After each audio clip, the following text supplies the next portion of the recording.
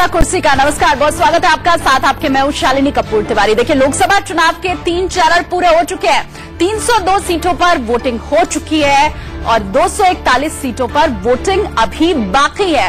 तो हम सिलसिलेवार तरीके से देखिए आपको बताने वाले हैं कि चौथे चरण में कहां चुनाव होने हैं, किन सीटों पर चुनाव होने हैं, कौन से हैं यहां पर वीआईपी उम्मीदवार, और इसके अलावा हम आपको ये भी बताएंगे कि महामुकाबला किनके बीच है और 2014 में अगर इन्हीं सीटों की हम बात करें तो किस तरह की स्थिति थी। ये तमाम चीजें किस्सा कुर्सी का के जरिए आप देखने वाले हैं। और देखिए, चौथे चरण के साथ हम शुरुआत कर लेते हैं। बताते हैं आपको कि चौथे चरण में कितनी सीटों पर चुनाव होना है। देखिए, 29 अप्रैल को चौथे चरण के लिए मतदान है। हो सकता है आप जहां रह रहे हैं वहां पर भी 29 अप्रैल को ही मतदान हो और इसीलिए ये शो देखना आपके लिए बेहद खास भी हो जाता है। देखिए, 8 राज्य की 71 सीटों के ऊपर चुनाव होना है और इसमें कुल 943 उम्मीदवार अपनी किस्मत आजमाएंगे। और इसके बाद 5वें चरण की भी आपको थोड़ी जानकारी दे दें। 51 सीटें इसमें है और 7 राज्य में चुनाव होना है।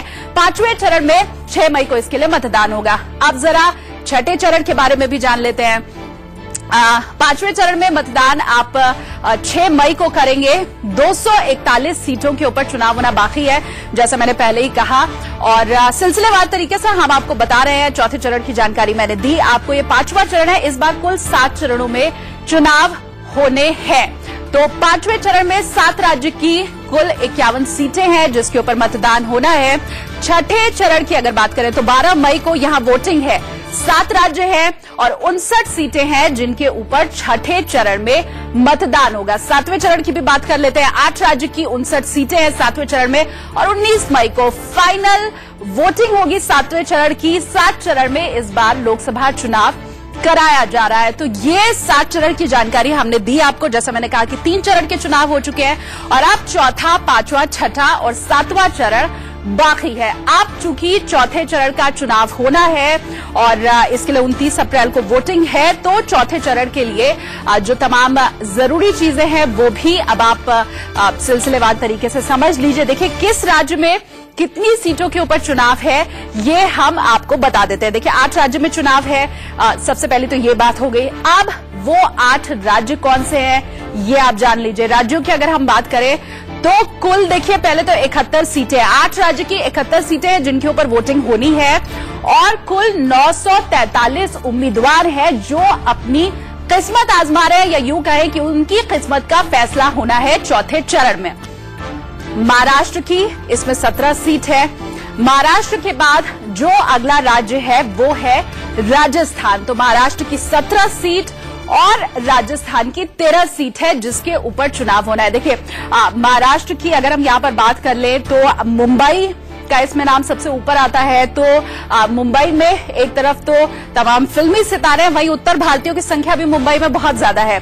तो मुंबई की सीट इसमें शामिल है और इसके अलावा मारुल, शिरूर, शिरडी, धुले, ये तमाम सीट हैं महाराष्ट्र की जिनके ऊपर चुनाव होगा अगले फेज में। और चलिए, महाराष्ट्र के बाद अब राजस्थान का भी रुख कर लेते हैं और देख लेते हैं कि राजस्थान की वो कौन सी सीट है जिनके ऊपर चुनाव होगा। देखिए, 13 यहां पर सीटें हैं राजस्थान की जिनके ऊपर अगले चरण में चुनाव होगा। और अजमेर, पाली, जोधपुर, बाड़मेर, जालौर, उदयपुर, बांसवाड़ा, ये तमाम सीटें इसमें शामिल है। अब देखिए, उत्तर प्रदेश अगला राज्य है जिसकी 13 सीटें हैं और शाहजहांपुर, खीरी, हरदोई, ये तमाम वो सीटें हैं जिनके ऊपर चुनाव होगा। पश्चिम बंगाल की 8 सीटें हैं जिनके ऊपर अगले चरण में चुनाव है। और पश्चिम बंगाल की 8 सीटों के बाद जो अगला नंबर है वो है मध्य प्रदेश का। मध्य प्रदेश की 6 सीटें हैं जिनके ऊपर अगले चरण में वोटिंग होनी है। ओडिशा की अगर हम बात करें, ओडिशा में 6 सीटें हैं जिनके ऊपर अगले चरण में मतदान होगा और लोग अपने घरों के बाहर निकलेंगे, मतदान करेंगे। बिहार की अगर हम बात करें तो बिहार की भी यहां पर 5 सीटें हैं। मुंगेर, दरभंगा, समस्तीपुर, बेगूसराय और उजियारपुर, ये 5 सीटें हैं बिहार की। झारखंड की भी 3 सीटों के ऊपर अगले चरण में वोटिंग होनी है। चतरा, लोहरदगा और पलामू, ये 3 सीटें हैं झारखंड की। तो देखिए, तमाम जो राज्य चौथे चरण में शामिल है वो हमने आपको बताए। अब 71 जो सीटें हैं चौथे चरण की, उन सीटों पर 2014 में क्या नतीजे थे ये आप जरा समझ लीजिए। 2014 की अगर हम बात करें बीजेपी को सबसे ज्यादा यहां पर जीत मिली थी। देखिए बीजेपी के खाते में आप देखेंगे कि कुल 45 सीटें गई थी 2014 में। इसके अलावा शिवसेना के खाते में भी 9 सीट आई थी, बीजेडी के खाते में 6 सीट आई थी, टीएमसी के खाते में 6 सीट है, कांग्रेस के खाते में 2 है और अन्य के खाते में 3 सीट है। तो ये 71 सीटें जिनके ऊपर अगले चरण में मतदान होना है, वोटिंग होनी है। क्या स्थिति 2014 की थी ये आप देख सकते हैं। तो हर चरण में जब हम आपको जानकारी देते हैं तो जैसा बीजेपी को लोगों ने दिल खोल करके प्यार दिया था 2014 में, तो वो स्थिति इस बार रहती है कि नहीं, ये देखने वाली बात होगी। अब चलिए बात कर लेते हैं वो वीआईपी सीटें जिनके ऊपर हर किसी की निगाह रहने वाली है। बेगूसराय पहली सीट है। देखिए त्रिकोणीय मुकाबला है यहां पर, सीपीआई से कन्हैया कुमार है और यही वजह है कि कन्हैया कुमार के चलते थोड़ा जो मुकाबला है वो यहां पर रोमांचक हो गया है। गिरिराज सिंह भी है बीजेपी से, तनवीर हसन है आरजेडी से। अब यही एक बड़ा प्रश्न है कि गिरिराज सिंह क्या बीजेपी के जादू को बरकरार रख पाएंगे या फिर कन्हैया कुमार के रूप में यहां पर हम वामपंथ की एक बार फिर से वापसी देखेंगे। ये देखना दिलचस्प हो जाएगा बेगूसराय में। तो कन्हैया कुमार के चलते यहां की जो सीट है वो इस बार सबकी नजरों में रहने वाली है। कन्नौज की हम बात कर लें, देखिए यहां पर डिंपल यादव है, डिंपल यादव के अलावा बीजेपी से सुब्रत पाठक हैं। डिंपल यादव के लिए माना यह जा रहा है कि जीत शायद थोड़ी आसान रह सकती है। कन्नौज में वैसे भी सपा का दबदबा है और बड़े धूमधाम से प्रचार भी किया जा रहा है डिंपल यादव का, तो ये माना जा रहा है कि ये सीट इस बार डिंपल यादव को मिल सकती है। अगली सीट की जो हम बात कर रहे हैं वो है मुंबई उत्तर पश्चिम की सीट और इस सीट के ऊपर जो मुकाबला है वो है संजय निरुपम और गजानन कीर्तिकर का। देखिए गजानन कीर्तिकर शिवसेना से हैं और मौजूदा सांसद भी हैं यहां पर। अब ये जादू बरकरार रहता है या नहीं वो देखते हैं। अब देखिए मुंबई की उत्तर मध्य सीट की हम बात कर लेते हैं। प्रिया दत्त है यहां से और इसके अलावा है पूनम महाजन। प्रिया दत्त ने लेटर लिख करके भी राहुल गांधी को कहा था कि मैं इस बार चुनाव नहीं लड़ना चाहती हूं, लेकिन बाद में बड़ा मान मनवल करके उन्हें बना लिया गया। तो देखते हैं कि 2014 की तरह हार होती है या फिर उन्हें जीत मिलती है। राजस्थान की अगली सीट झालावाड़ की भी हम बात कर लेते हैं। दुष्यंत सिंह है यहां पर बीजेपी से और प्रमोद शर्मा है कांग्रेस से। तो ये भी एक कड़ी टक्कर है। राजस्थान की 25 की 25 सीट पिछली बार बीजेपी के खाते में आई थी। अब इस बार दुष्यंत सिंह और प्रमोद शर्मा के बीच ये लड़ाई है। तो क्या एंटी इनकम्बेंसी रहती है या फिर बीजेपी वापस जीतती है, ये देखना होगा। बिहार के उजियारपुर की हम बात कर लेते हैं। बीजेपी से यहां पर नित्यानंद है और वही दूसरी बात अगर हम कर ले तो उपेंद्र कुशवाहा है आरएलएसपी से। नित्यानंद के लिए ये कहा जा रहा है कि जीतने के बाद वो क्षेत्र में आए नहीं, लोग बड़ा नाराज हैं कि अपने क्षेत्र का दौरा करने ये नहीं आए, ये तो दिल्ली में ही बने रहते थे हमेशा। तो क्या ये फैक्टर काम करता है या फिर एक बार फिर से विकास को देखते हुए लोग इन्हें वोट देंगे। अब देखिए उत्तर मुंबई की सीट की हम बात कर लेते हैं। उर्मिला मातोंडकर के रूप में कांग्रेस ने एक स्टार को यहां पर उतारा है। बीजेपी से यहां पर है गोपाल शेट्टी और उर्मिला मातोंडकर कांग्रेस से।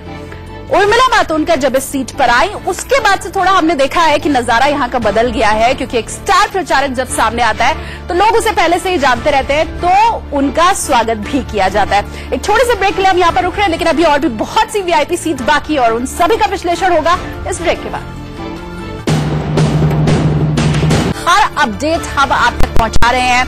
3 चरणों का जो चुनाव है वो खत्म हो चुका है। चौथे चरण का चुनाव अब 29 अप्रैल को होना है और एक जिम्मेदार चैनल के नाते हम चौथे चरण से जुड़ी हुई हर जानकारी आप तक पहुंचा रहे हैं और आपसे भी अपील कर रहे हैं कि एक जिम्मेदार नागरिक बनिए, अपने उम्मीदवार को पहचानिए और उसके बाद ही उसका चयन कीजिए। और इसीलिए आपके उम्मीदवार के बारे में हर जानकारी, तमाम अपडेट भी हम लगातार आप तक पहुंचा रहे हैं। देखिए आपका जो उम्मीदवार है उसके पास बैंक बैलेंस कितना है, उसके बटुए में पैसा कितना है, ये भी बात जानना जरूरी है, क्योंकि गरीबी के ऊपर चोट हर पार्टी करती है, उसे दूर करने की बात हर पार्टी करती है, लेकिन उसके खुद के पास कितना पैसा है, उसके सांसद के पास कितना पैसा है, क्या वो आपको ठीक ढंग से समझ पाएगा या नहीं, ये तमाम चीजें भी जानना बेहद जरूरी है। हम आपको ये बताने जा रहे हैं कि चौथे चरण का जो चुनाव होगा, देखिए पहले तो ये समझ लीजिए कि चौथे चरण का चुनाव इस मायने में काफी खास है कि यहाँ करोड़पति जो उम्मीदवार है उनकी संख्या पिछले जो अभी तक के चुनाव हुए हैं जो 3 चरण के, उसमें सबसे ज्यादा है। चौथे चरण में सबसे ज्यादा करोड़पति उम्मीदवार है और इसके साथ सबसे ज्यादा दागी उम्मीदवार भी हैं। उसके बारे में भी हम आपको बाद में बताएंगे, लेकिन फिलहाल करोड़पति उम्मीदवारों की बात कर लेते हैं। 5 करोड़ से ज्यादा की संपत्ति जिन उम्मीदवारों के पास है उसके बारे में जानकारी लीजिए। पहले देखिए, 5 करोड़ से ज्यादा की संपत्ति के कुल 101 उम्मीदवार हैं। परसेंटेज अगर आप इसका निकालेंगे तो 11% हो जाता है। मतलब चौथे चरण के चुनाव में 11% से ज्यादा ऐसे उम्मीदवार हैं जिनकी संपत्ति है 101 उम्मीदवार इनकी संख्या है और इनकी संपत्ति 5 करोड़ से ज्यादा है। अब देखिए 2 से 5 करोड़ वाले कितने हैं? 96 उम्मीदवार और इनका प्रतिशत टोटल हो जाता है 10%। 50 लाख से 2 करोड़ वाले 200 उम्मीदवार हैं और 22% ये कुल बैठते हैं। अब देखिए पहला, दूसरा और तीसरा तीनों को जोड़ लीजिए, 11, 10 और 22, मतलब 33% उम्मीदवार ऐसे हैं जो दरअसल करोड़पति हैं। और ये जो संख्या हम आपको दिखा रहे हैं ये उनकी खुद की बताई हुई है, ये उनकी चल और अचल संपत्ति का ब्यौरा है जो उन्होंने हलफनामे में खुद दिया है। अब देखिए 10 लाख से 50 लाख वाले 240 उम्मीदवार हैं और 10 लाख से कम जिनके पास संपत्ति है वो है 291 उम्मीदवार, मतलब कुल 33%। एडीआर का ये सर्वे है जो तमाम लोगों ने अपना हलफनामा दिया, उसके आधार पर एडीआर ने पूरा रिसर्च करके ये आंकड़े जारी किए हैं। तो ये हो गई आपके उम्मीदवारों के बैंक बैलेंस की स्थिति। अब जरा पार्टी वाइज भी देख लेते हैं कि बीजेपी ने कितने करोड़पति उम्मीदवार उतारे हैं, कांग्रेस ने कितने करोड़पति उम्मीदवार उतारे हैं। देखिए कांग्रेस और बीजेपी दोनों की स्थिति कमोबेश एक जैसी है। कांग्रेस के 57 कुल उम्मीदवार है जिसमें से 50 करोड़पति हैं, बीजेपी के भी 57 में से 50 करोड़पति हैं, बीएसपी के 54 में से 20 हैं करोड़पति, शिवसेना के 21 में से 13। ये जो आखिरी वाला आप लाइन देख रहे हैं ये प्रतिशत में है उन उम्मीदवारों का। शिवसेना की बात करें तो कुल 21 उसके उम्मीदवार चौथे चरण के चुनाव में खड़े हैं जिसमें से 13 उम्मीदवार करोड़पति हैं और एसपी के 10 उम्मीदवार खड़े हैं, 8 करोड़पति हैं। टोटल 80% यह आंकड़ा हो जाता है। तो अब आप समझिए कि चौथे चरण में जितने उम्मीदवार खड़े हैं उनके पास पैसा कितना है, लगभग सभी मालामाल हैं। अब ये जान लीजिए कि सबसे ज्यादा पैसा किसके पास है। चौथे चरण में जो खड़ा है लड़ने के लिए, आपका वोट जो मांग रहा है उसमें अव्वल कौन है पैसे के मामले में, ये भी हम आपको दिखाते हैं। देखिए नकुल नाथ ये नाम है चौथे चरण के चुनाव में सबसे ज्यादा पैसे होने का। कांग्रेस पार्टी से ये आते हैं, छिंदवाड़ा सीट से चुनाव लड़ रहे हैं। अब जरा संपत्ति भी इनकी आप देख लीजिए, 660 करोड़ से ज्यादा रुपए इनके पास है। पिता के मुकाबले पुत्र की संपत्ति ज्यादा है। इस बार जो इन्होंने घोषणा की है उससे बात सामने आई है कि इनके पिता के पास हालांकि ज्यादा पैसा होना चाहिए था और पहले से वो काम कर रहे हैं, संघर्षरत हैं, इतने वक्त से चुनाव लड़ रहे हैं, लेकिन उनसे ज्यादा पैसा उनके बेटे के पास है। अब जरा दूसरे नंबर पे जो उम्मीदवार है उनके बारे में भी आपको हम आगे बताएंगे, लेकिन क्रिमिनल कैंडिडेट के बारे में भी देख लेते हैं कि क्या जो उम्मीदवार आपके क्षेत्र से खड़ा है वो दागी तो नहीं है। देखिए हमेशा ही इलेक्शन कमीशन भी लोगों को ये कहता आया है कि आप सोच समझ करके अपने उम्मीदवार का चयन कीजिए और दागी उम्मीदवारों की ये स्थिति है चौथे चरण के चुनाव में। कोशिश बहुत की गई, सुप्रीम कोर्ट की तरफ से भी कहा गया, इलेक्शन कमीशन की तरफ से भी कहा गया कि आप दागियों को टिकट ना दें, पर ऐसी स्थिति दिखाई नहीं दे रही है। कम से कम ये आंकड़े तो यही बता रहे हैं।